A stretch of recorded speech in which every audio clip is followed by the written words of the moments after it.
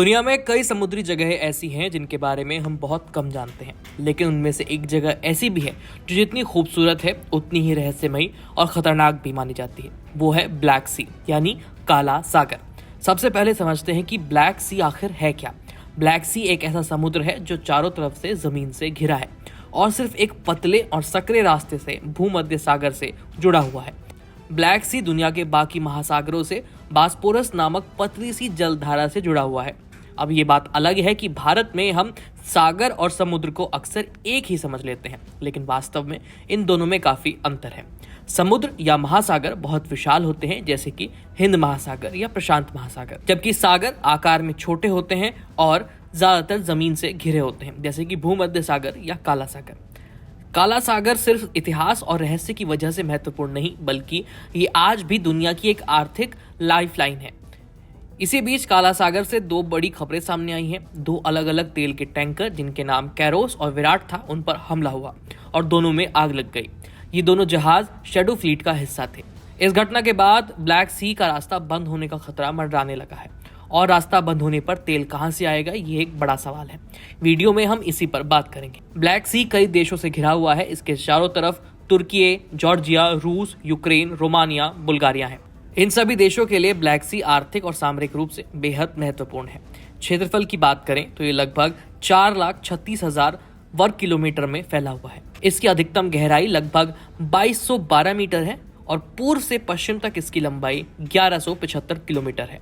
लेकिन क्या आपने कभी सोचा है कि इसका नाम ब्लैक सी क्यों है, यानी काला सागर? तो क्या वाकई इसका पानी सच में कहीं काला दिखता है या समुद्र कहीं से काला नजर आता है? तो इसका जवाब है बिल्कुल नहीं। पानी यहाँ पर आम सागरों की तरह नीला ही दिखाई देता है। तो फिर भी इसे काला सागर क्यों कहा जाता है? इसके पीछे है इस सागर के काले रहस्य, डरावने कारनामे जो इस दुनिया के सबसे रहस्यमयी जल क्षेत्रों में से एक इसको खास बनाते हैं। ब्लैक सी की सबसे अनोखी और हैरान कर देने वाली बात है इसका पानी। दुनिया में ज्यादातर समुद्रों में पानी एक जैसा होता है और एक दूसरे के साथ मिल भी जाता है, लेकिन ब्लैक सी में पानी कई परतों में बटा हुआ है, जिस तरह किताब के पन्ने होते हैं। इन्हीं परतों के कारण इसे मैरोमैग्नेटिक सी कहा जाता है।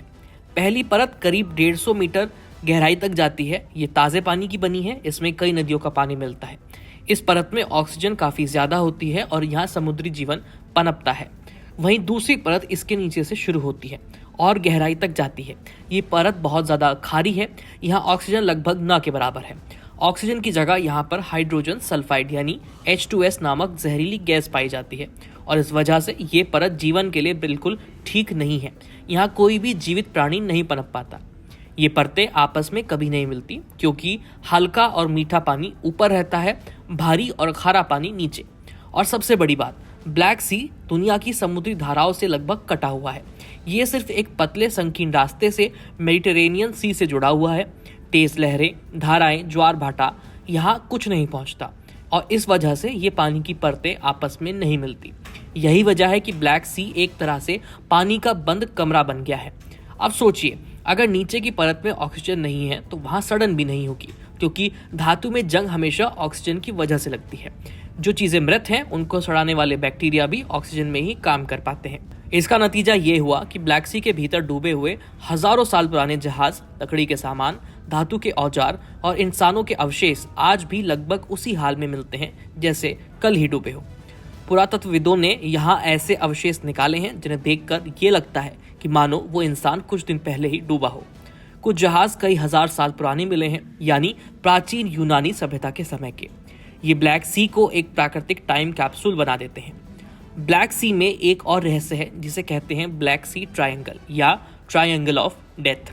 कहा जाता है ये कोई छोटी मोटी कहानी नहीं, बल्कि यहाँ से जहाज और हवाई जहाज वास्तव में गायब हुए हैं।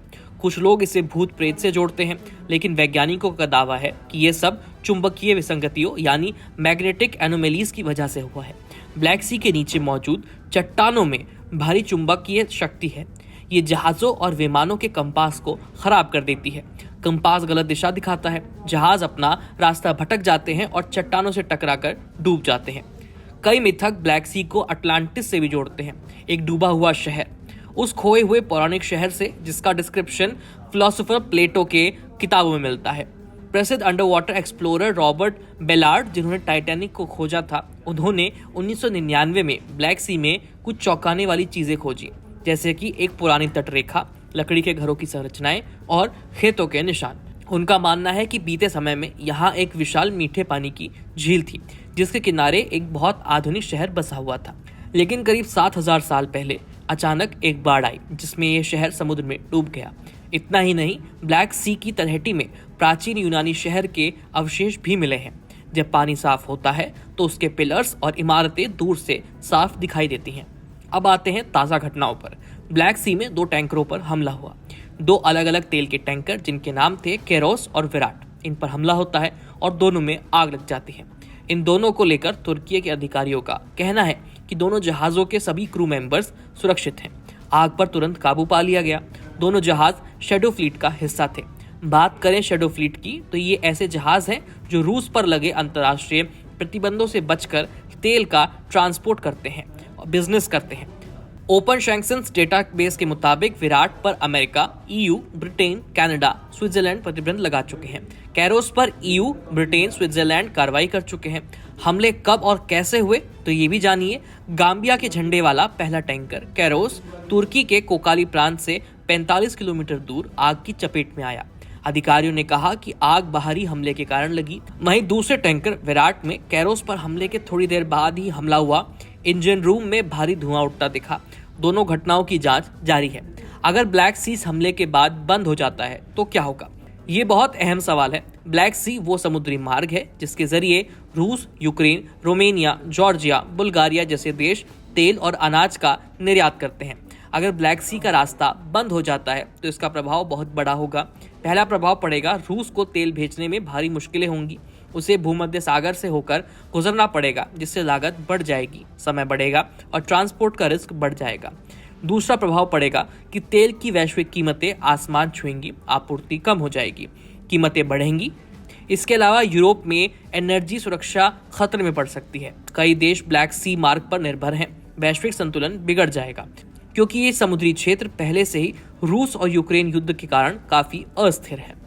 फिलहाल इस खबर में इतना ही। देखते रहिए कड़क।